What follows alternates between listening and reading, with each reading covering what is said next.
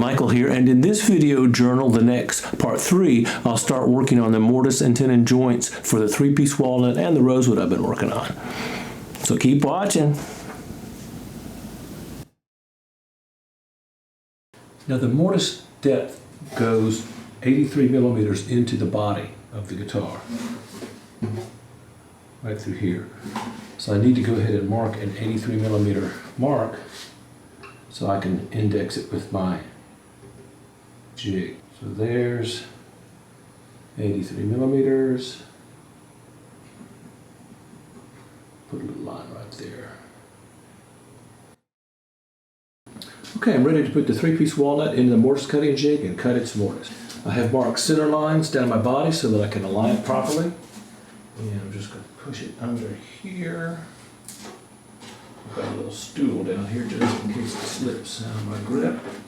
Well, I have my 3-piece walnut body mounted in the mortise cutting jig, and I've lined up my center line with the center line of the jig here from the guitar body. Just to make sure that I've got my center lines here marked up, I'm just going to use this little level, this little angle here. I think that's going to be good.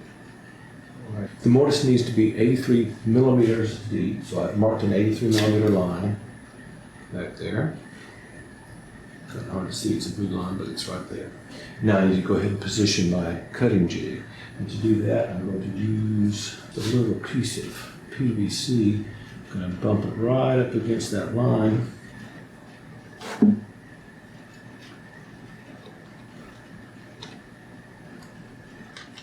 Okay, got my 83 millimeters set. And just double check that my center lines match up here. I'm going to put this little plexiglass caul that I made that's got the center line marked in it and make sure that I'm where I need to be in there. I've just taken one of my shop vac accessories and mounted a couple of little screws in here so I can attach my shop vac to that.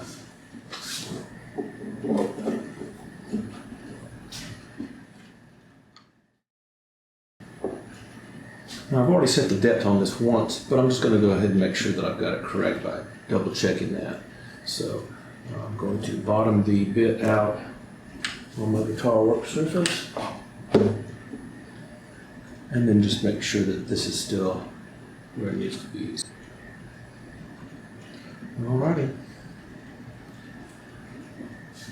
And I'm going to go ahead and wrap this out, making progressively deeper cuts as I go. I'm not going to try to cut it obviously all in one pass.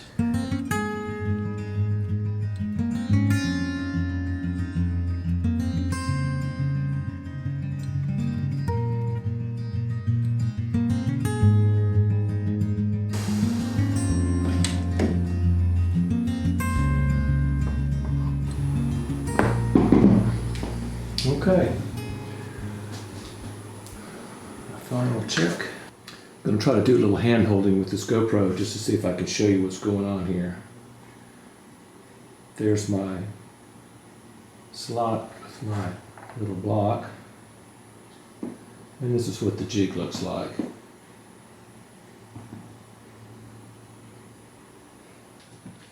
Well, now I can go ahead and take this body out of the mortise jig and see what we've got. All right. So there's our 7/8 of an inch mortise aligned in the top of the guitar.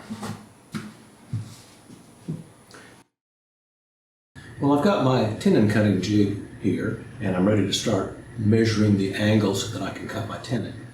I have a piece of right angle aluminum that's mounted to this plate at the bottom here that will actually move back and forth with the plate that the neck is attached to. And I have a rule that I've attached here marked at 4 millimeters coming out from a line that is drawn at 11 3/8 of an inch, which is where my saddle location would be. And I take my body,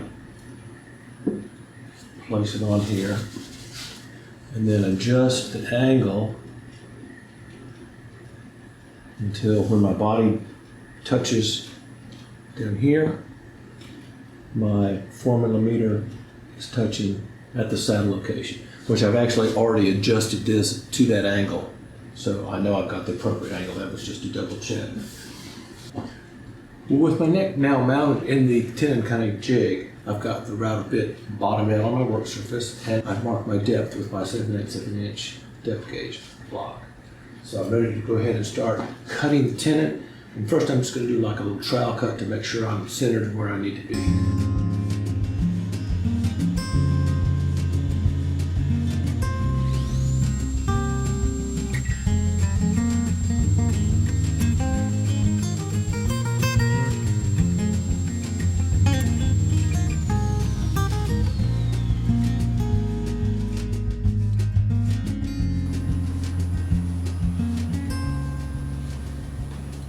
Okay, that looks pretty good.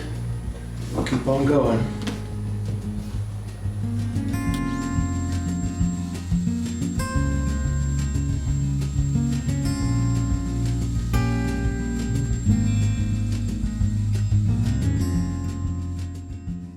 Okay, I've got my tenon cut, and I've just cleared my barrel bolt holes. You can see down in there. Now I can go ahead and take this neck out of here. Okay. Got my tenon cut. I've got these little wings here that I just need to trim off. Well, with my mortise and tenon cut, it's time to start fixing the holes so that I can bolt and attach the neck. I'm going to start with the body, and I need to locate the holes that I'm going to be using to bolt the neck to the body. And to do this, I'm going to use the same technique that I did when I laid out the barrel nut locations on the heel. I have my rule and my little template that I've made. It's got the hole locations for the 10mm barrel bolts, and there's a little groove in it which fits into a slot and a little rule. So I'm just going to attach my rule right here to the top of the guitar, align that slot, which the slot gives me the proper depth. And since this little template is not quite 7/8 inch wide, I'm going to go ahead and put some little shims in here. That will help center it there in the mortise. Okay, with my little guide centered in the mortise and the proper depth, now I can go ahead and mark those two locations.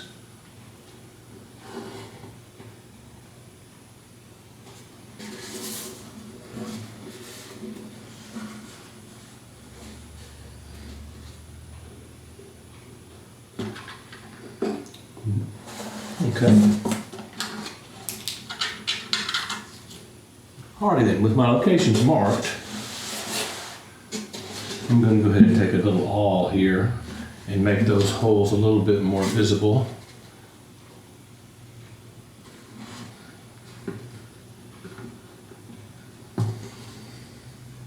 Now the holes that I'm going to drill through here are 1/4 inch, and I'm going to use a little backing block here on the inside. And I want to make these holes as level through there as I can, so I'm just going to put a little bubble on here.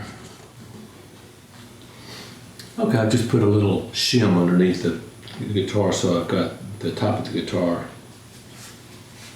level. And I have a bubble on my drill. And make sure my bubble on my drill is level.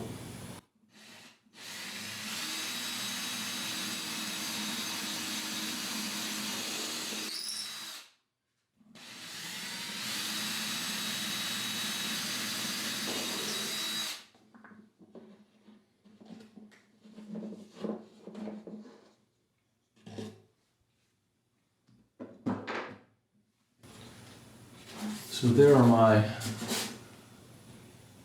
holes cut for the barrel nuts through the heel block. Now the next thing I'm going to do is work on the neck.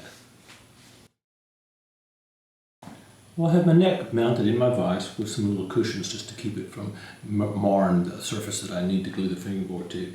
And I put a little level on here and make sure I've got that center where it needs to be. I've drawn a center line down through the tenon. I'm going to take my template that I have used just a second ago and align it on the tenon, mark my center lines to the center of the holes on my template. And now I have located the center of those holes. I'm just going to go ahead and mark them. Okay. Okay, with the neck blank clamped to the end of my bench, and I've leveled it so that I have a level surface here as far as being parallel to the ground. And I'm going to drill those 2 holes through. I don't want to drill all the way through the tenon past the heel, so I put a piece of tape on my drill bit. I've got a drill bit which is 6.5 millimeters, or approximately 0.251 thousandths of an inch. And I'm going to go ahead and just drill through to my tape mark here on this location, keeping my bubble level.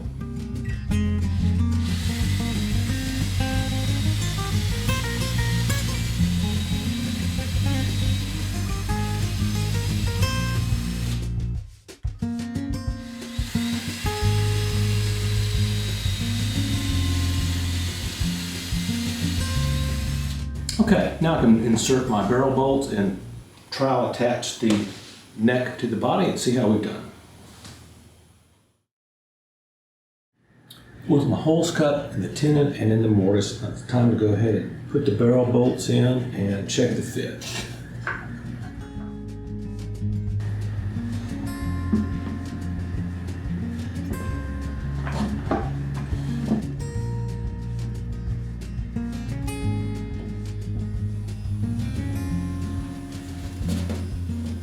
Okay, I've got the neck attached to the body, and I'm a little low right here, so I'm going to have to take this apart and sand those holes just a little bit so I can raise the neck up so I've got a perfectly flush joint.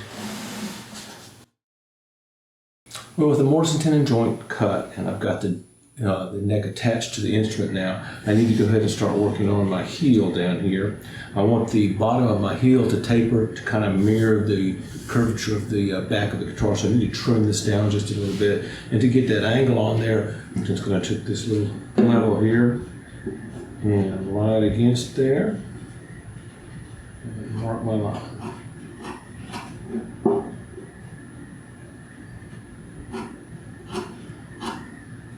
All right, now that I've gotten my angle marked on my heel, I can take this over and bump it up against my drum sander and get that squared down so that I can start working on putting the heel cap. Well, I transferred the angle that I need on the bottom of my heel over to my table here on my sander, and I've got a little piece of wood that will allow me to slide the tenon along it and use it as a guide. And I'm just going to sand this down on here.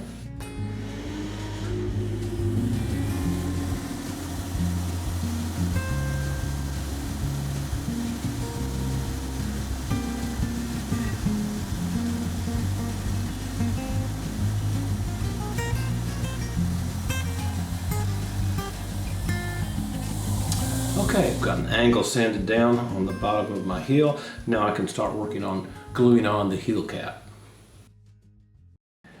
Well, it's time to go ahead and glue the heel cap on, and I have just a little jig that I've made of a piece of wood that's got a hole in here big enough for the tenon to fit in, and I've covered it with some tape so glue won't stick to it. And I'm just going to slide my neck in there, and then using one of the bolts or one of the nuts that I'm going to use on the install, just going to slip that in there, and to fix it to my jig here.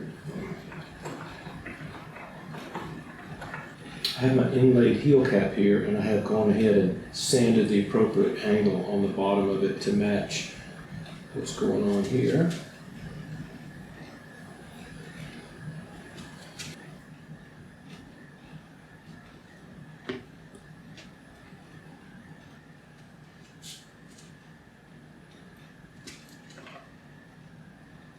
And I'm just going to hold this on here for a second for that glue to grab.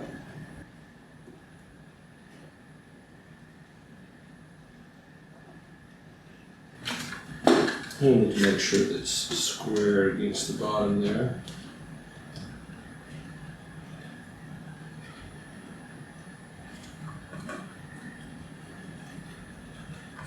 Okay, I'll let that dry. we'll be ready to go. I have already glued the heel cap onto the neck for the rosewood build. So it's ready for its next stage of operation. Well, now that I've gotten the mortise and tenon joint and the neck attached to my body, this is the rosewood build here actually, I want to go ahead and mark where my truss rod is going to extend into the body and go ahead and cut this small section of the top out before I glue the truss rod in. I need it this way so I can set my depth. So I've gotten my area here marked where I need to go ahead and cut it out. And I'm going to start the cuts just with a little box cutter with a fresh blade on it and just come down that spruce.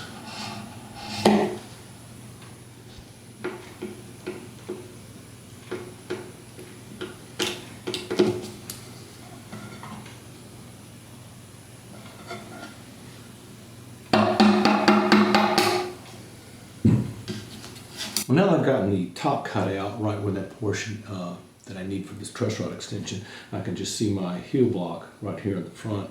So I'm going to go ahead and just take a little razor saw and saw down on either side.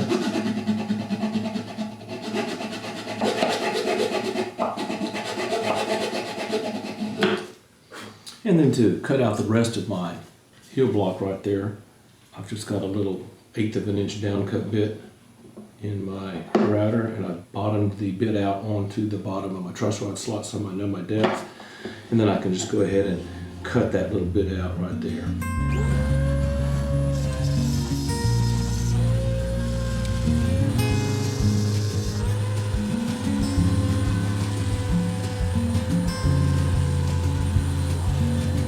And there's our slot cut.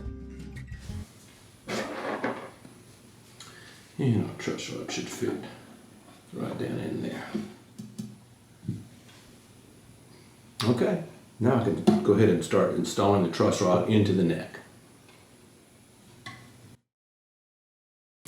Well, now that I've got the truss rod slot cut in the body, I can go ahead and glue the spline over the top of the truss rod. The truss rod is not glued into the slot, it just rests in there. But I put a little spline on top of it, just a little piece of veneer to take up that little bit of a gap that I had left there, and also to kind of help keep any glue squeeze out from getting down around the truss rod when I glue the fingerboard on. And I'm using just a little bit of epoxy, just a wee bit down the center on the top of the truss rod to glue the spline onto the top of the truss rod. I want to make sure I don't get any glue or any epoxy on the edges where it might glue the truss rod to the side of the neck there. I don't want that. Again, that looks good.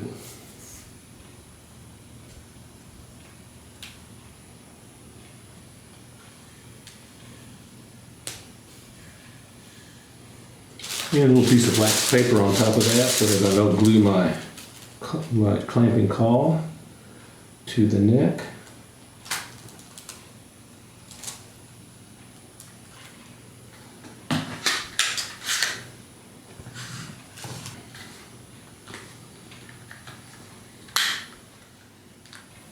So there's both necks with truss rods laid in there and the spline glued on top of the truss rod. Now when that epoxy dries, I'm going to just do a final real smooth leveling of all of that, and then we'll get on to the next step, which will be gluing on the fingerboard and then carving the neck.